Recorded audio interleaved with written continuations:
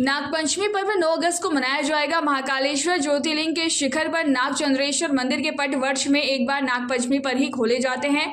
8 अगस्त गुरुवार रात 12 बजे पट खोले जाएंगे। 9 अगस्त शुक्रवार रात 12 बजे तक सतत दर्शन किए जा सकेंगे। महाकालेश्वर मंदिर प्रबंध समिति के अध्यक्ष व कलेक्टर नीरज कुमार सिंह के अनुसार नागचंद्रेश्वर और महाकाल के दर्शन के लिए अलग अलग मार्ग तय किए गए हैं।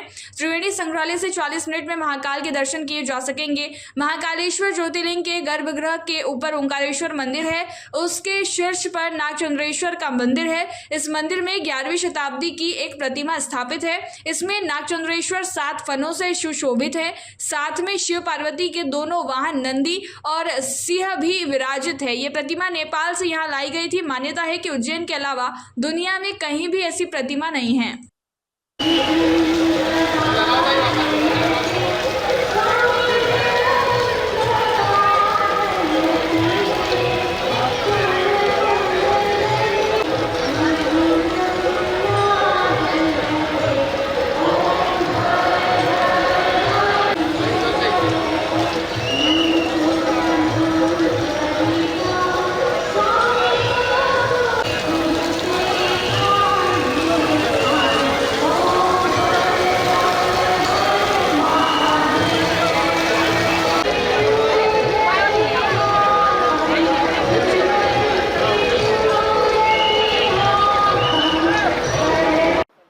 हाँ, देखिए, जैसा कि सबको ज्ञात है कि भगवान महाकाल के इस अद्भुत दिव्य प्रांगण में जो भगवान का मुख्य मंदिर है उसके तृतीय तल पर भगवान नागचंद्रेश्वर का एक दिव्य विग्रह स्थापित है, जिसकी परंपरा और पूर्व की जो मान्यताएं हैं उसके अनुसार वर्ष में एक दिन के लिए भगवान नागचंद्रेश्वर के पट खोले जाते हैं।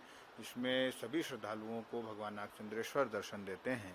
उसी क्रम में चूँकि नागपंचमी का पर्व आ गया है, सावन का दिव्य महीना चल रहा है, तो इसी माह में नागपंचमी के दिन रात्रि 12 बजे पट खोले जाएंगे। जैसे कि हमारी परंपरा है कि पंचायती अखाड़ा महानिर्वाणी महंत गादी महाकाल मंदिर की जो है उसके जो भी पदेन महंत होते हैं वो पट खोलते हैं और पूजन की जो परंपरा है वो सब उनके दिशा निर्देश में उनके अनुसार की जाती है। तो उसी के क्रम में इस बार पूरी जोर शोर से तैयारियां चल रही हैं।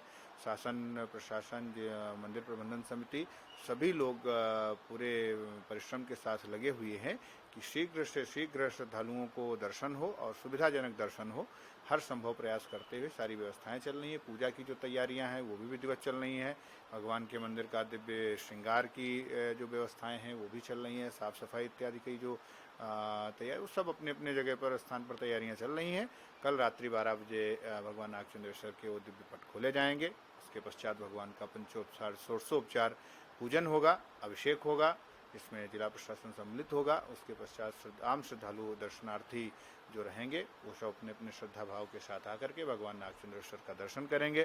भगवान नागचंद्रेश्वर का, बाबा महाकाल का आशीर्वाद प्राप्त करके अपने जीवन को धन्य करेंगे। और उसके पश्चात मध्याह्न में दोपहर 12 बजे पुनः फिर पूजन की जो परंपरा है उसमें हमारे पूरे जिला प्रशासन, हमारे संभायुक्त महोदय, हमारे आईजी साहब और सपरिवार ये लोग पूरे सम्मिलित होते हैं। भगवान का पूजन होगा। पुनः जैसी परंपरा है कि दाल बाफले का और लड्डू का भोग लगता है भगवान को, तो भोग लगेगा और उसके पश्चात तो भंडारा चलता रहता है और फिर रात्रि 12 बजे पट बंद कर दिए जाएंगे। तो जो पूर्व की परंपराएं हैं उन्हीं परंपराओं को यथावत रखते हुए सारी विधि, सारी योजनाएं बनाई जा रही हैं। हम लोग ने तो जब से होश संभाला है तब से हम लोग ये द्वार साल भर में एक ही बार खुलता है, ऐसा हमने देखा है। लेकिन कहीं न कहीं पूर्वजों के उससे ये लगता है कि पहले जब महाकाल मंदिर में श्रद्धालु की भीड़ कम होती थी और श्रद्धालु कम आते थे तो यह मंदिर खुला हुआ रहता था और ऊपर तक हमारे पुजारी परिवार वगैरह जाते थे और भी लोग जाते थे, दर्शन भी करते थे, ऐसा हमारे पूर्वजों का कहना था। लेकिन कुछ कारणों से, क्योंकि 3 मंजिल 5 मंजिल ये शिखर है, कुछ कारणों से इस मंदिर को ऊपर कुछ घटनाएं हो सकती है, कुछ अभद्रता हो सकती है, अन्य और भी कोई बात हो सकती है। इन सबको दृष्टिगत रखते हुए हमारे पूर्वज या संत महंत जो देखते थे उन सब ने निर्णय ये लिया होगा कि इसे वर्ष में एक बार खोला जाए। और नागपंचमी पर इसको खोला जाए, क्योंकि वहाँ चौथी मंजिल पर भगवान शिव और पार्वती शेष सैया के ऊपर विराजित है, उनका परिवार विराजित है। इसलिए इस मंदिर की भी नाग पंचमी से इसको जोड़कर और इस मंदिर को इस वर्ष में एक बार नाग पंचमी पे खोलने का कहीं उन सबका निर्णय होगा, और वो निर्णय का पालन आज तक हो रहा है। और साल भर में एक बार इस मंदिर को खोलते हैं और परंपरा अनुसार यहाँ की पूजा होती है।